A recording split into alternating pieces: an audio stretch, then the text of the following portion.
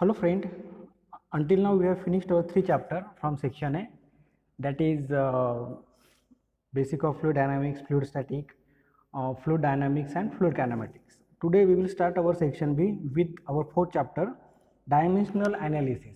Okay, so it is very important chapter because it is purely based on theory and numerical is also some theory type numerical. There is no such a mathematical expression in this dimensional analysis chapter. जो भी analysis है वो बहुत ही simple है और जो भी numerical आता है वो भी सिंपल है और आई थिंक जो डायमेंशन का पार्ट है वो अपने 11th 12th में या डिप्लोमा में पढ़ा है. ओके, उसी के ऊपर ये चैप्टर बेस्ड है और बहुत छोटा जिसमें आज बिल्कुल डेप्थ नहीं है और बहुत ही सिंपल चैप्टर है एग्जाम पॉइंट व्यू को. तो बेसिकली हम देखेंगे कि what is dimension. Dimension is nothing but the measure of a quantity. Okay, what is dimensions?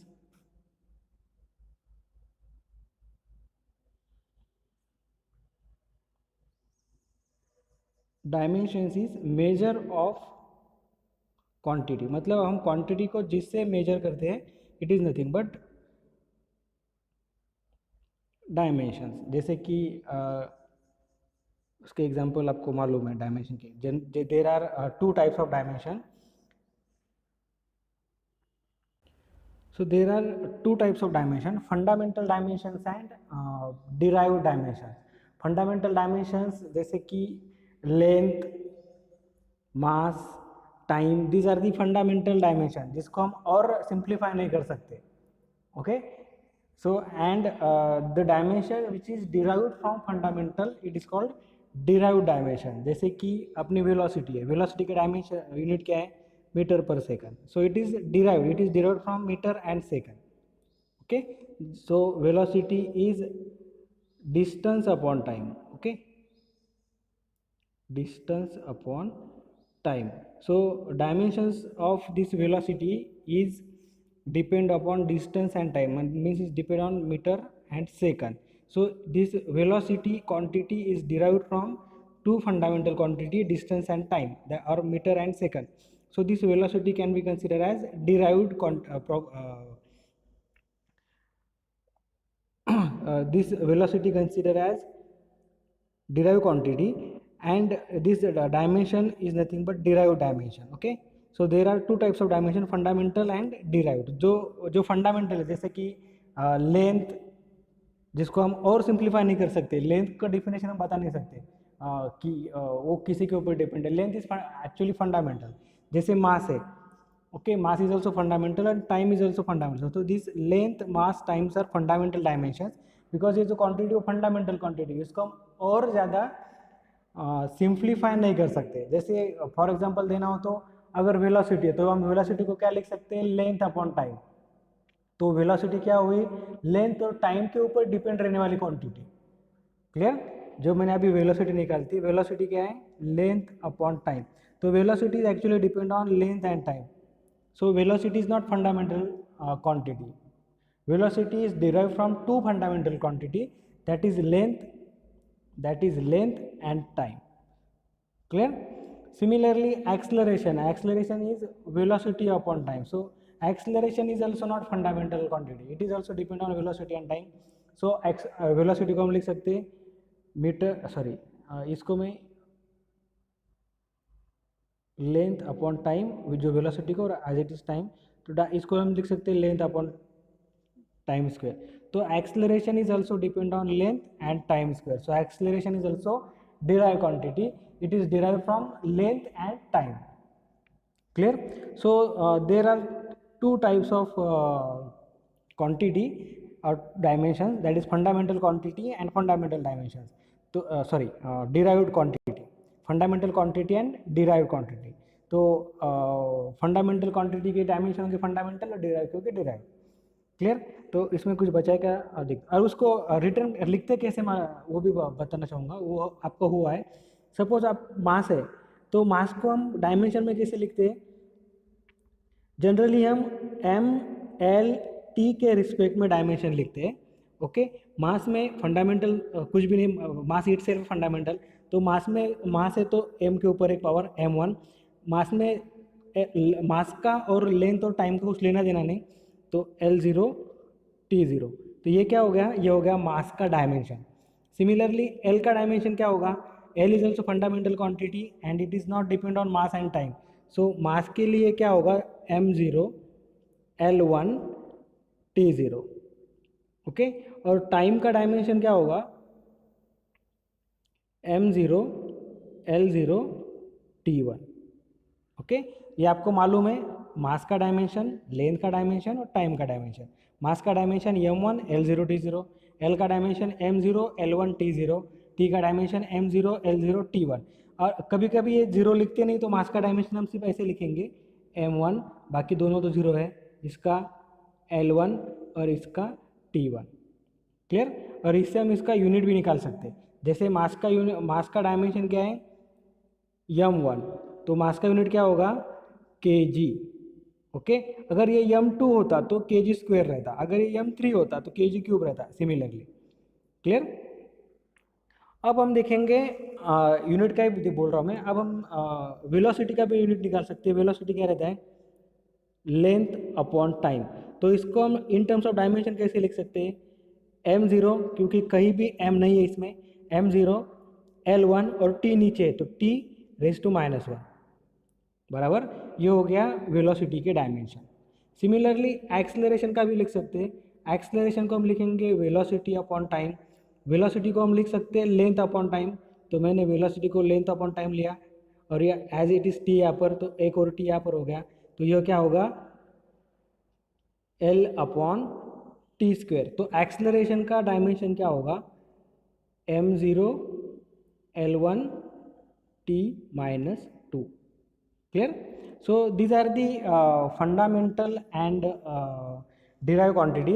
तो फंडामेंटल में हम जनरली यहाँ पर देखो लेंथ, मास और टाइम को कंसिडर करते हैं, उसको इससे डिनोट करते हैं, उसका डायमेंशन नहीं रहेगा। सिमिलरली अब दूसरी क्वांटिटी देखो, एरिया। एरिया क्या रहता है, area is nothing but, area क्या रहता है, अगर आप स्क्वायर का लेंगे तो L स्क्वायर, रेक्टेंगल कर लेंगे तो लेंथ इंटू विड्थ, दोनों भी एक्चुअली विड्थ लेंथ ही है। विड्थ भी in terms of metre major करते हैं, लेंथ भी मीटर मेजर करते हैं। अगर एरिया सर्कल है तो पाई R स्क्वायर, मतलब रेडियस का square, radius into radius.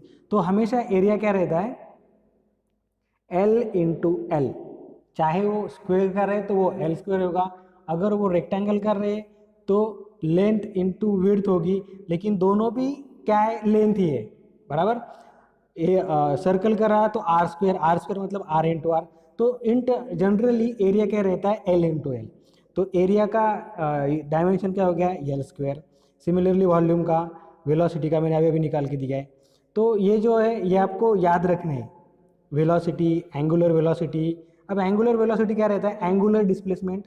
Angular velocity का भी बता देता हूँ। ये देखो वेलोसिटी का निकाला है मैंने अभी, L upon T, L upon T, तो इसको हम लिखेंगे L1 T-1, जो मैंने अभी पहले लिखा था, क्लियर।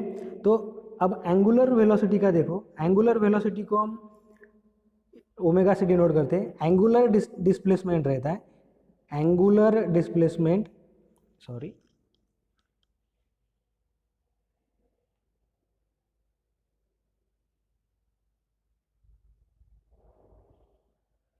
Divided by time. अब एंगुलर डिस्प्लेसमेंट का तो स्टैंडर्ड है नहीं कुछ, तो उसे नेग्लेक्ट कर देंगे, क्योंकि जो हम M और L T में डिनोट करने वाला डायमेंशन का, एंगुलर MLT के बाहर का है, तो उसको लिखने में कुछ मतलब नहीं, बराबर है।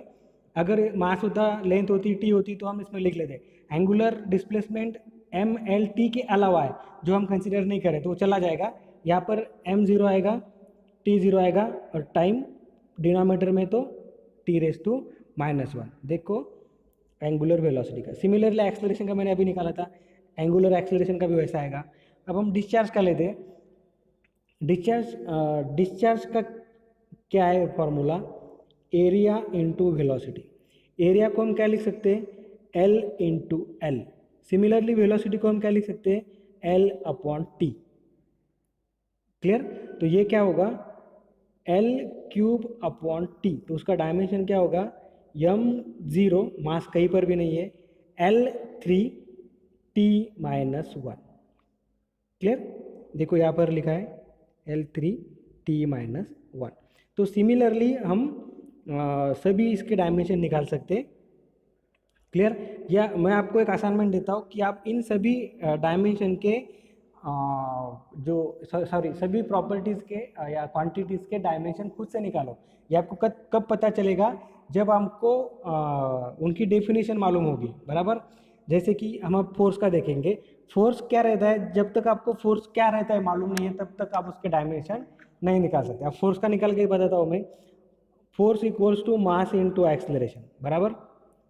सो मास तो फंडामेंटल है, एक्सेलरेशन को हम फंडामेंटल में लाएंगे L upon T square. L upon T square कैसे लिखा मैंने, इसको लिखा, इसको हम लिख सकते हैं एक्सेलरेशन को वेलोसिटी ऑफ टाइम और वेलोसिटी को लेंथ ऑफ टाइम, तो ये मिलेगा। तो इसका डायमेंशन क्या होगा फोर्स का, m1 L1 T-2, बराबर। ये आप कब कब कब निकाल पाएंगे, जब आपको उसकी डेफिनेशन मालूम है। क्लियर, देखो क्या है उसका डायमेंशन, m1 L1 T-2। यहाँ पर देखो m1 L1 T-2। Similarly wait का भी वही आएगा, क्योंकि वेट क्या रहता है mg, और g क्या रहता है एक specific acceleration due to gravity. तो उसका भी वेट का और force, weight is one type of force, तो वेट का और फोर्स का डायमेंशन एक ही आएगा। सिमिलरली मैं आपको डेंसिटी का भी निकाल के बताता हूँ। What is density, mass per unit volume. Okay, तो मास फंडामेंटल है, वॉल्यूम क्या रहता है L3, length into length into length, area into length. Okay, तो इसका डायमेंशन क्या होगा, ये मास सॉरी m1 L-3 क्योंकि डिनोमीटर में, और T0 देखो यहाँ पर T0 तो T आएगा नहीं, m इंटू L-3।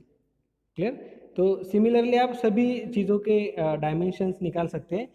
मैं आपको असाइनमेंट देता हूँ, आप ये सभी इसके डायमेंशन निकाल के बताओ। अब इसके रिगार्ड में कुछ न्यूमेरिकल है, ये न्यूमेरिकल एग्जाम में नहीं आएंगे, लेकिन इससे आपको पता चलेगा कि आप डायमेंशन कैसे कैलकुलेट करते हो। ओके, तो मैं पहला एग्जांपल लेता हूँ, determine the dimension of quantities given below, angular velocity, angular acceleration, discharge, kinematic viscosity, force, specific weight and dynamic viscosity. तो इसमें से बहुत सी चीज़ें क्लियर हो जाएंगी, आपको ये डायमेंशन कैसे आएंगे। तो पहला एंगुलर वेलोसिटी, जो मैंने आपको पहले ही बताया, angular angle covered in radius और एंगुलर डिस्प्लेसमेंट अपॉन टाइम। अब ये रेडियन MLT के बाहर का पार्ट, इसलिए हमने इसको नेग्लेक्ट कर दिया, तो यहाँ पर बचेगा सिर्फ T-1। ओके, एंगुलर एक्सेलरेशन भी वो वही आएगा, angular displacement upon time square. तो रेडियन अपने MLT के बाहर है, क्लियर, तो उसको हम कंसिडर नहीं करेंगे, तो आएगा T-2। सिमिलरली डिस्चार्ज का मैंने अभी निकाल के बता दिया।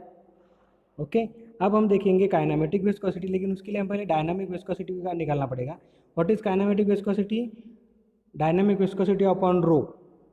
ओके, तो पहले हम डायनामिक विस्कोसिटी का डायमेंशन निकालेंगे। डायनामिक विस्कोसिटी क्या है, tau upon d u by d y. Tau is nothing but shear stress, d u क्या है, डी यू रिलेटिव वेलोसिटी, मतलब एक टाइप की वेलोसिटी है, तो L बाई टी, और डी वाई क्या है, लेंथ है।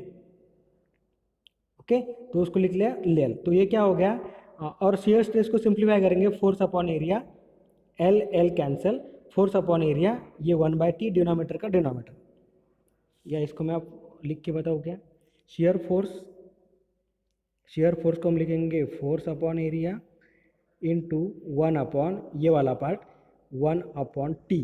तो ये क्या होगा, फोर्स को हम और सिंप्लीफाई कर सकते हैं, मास इंटू एक्सलरेशन, ये हो गया L इंटू एल, और ये टी में उसको टी को डिनोमीटर ऑफ डिनोमीटर ऊपर लिखता हूँ, तो इसको हम और कैसे लिख सकते हैं, m एक्सलरेशन को लिख सकते हैं हम L upon T square, okay, divided by ये L इंटू एल स्क्वायर और ऊपर टी।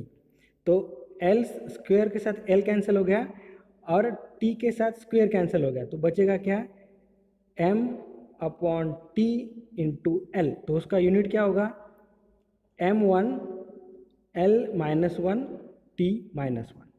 क्लियर, इसको सिर्फ हम सिंप्लीफाई कर रहे हैं, देखो m L-1 T-1। और डेंसिटी का अभी मैंने निकाल के दिखा, m L3 मतलब एम एल रेस टू -3।